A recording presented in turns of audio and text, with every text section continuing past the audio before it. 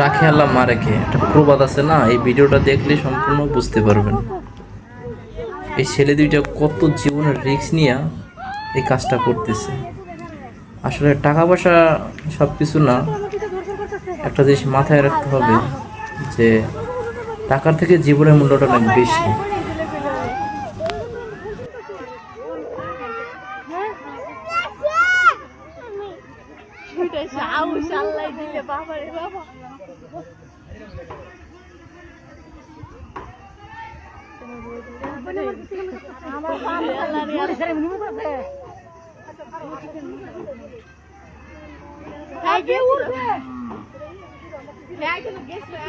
আমার ভিডিওর মধ্যে করে মনে কর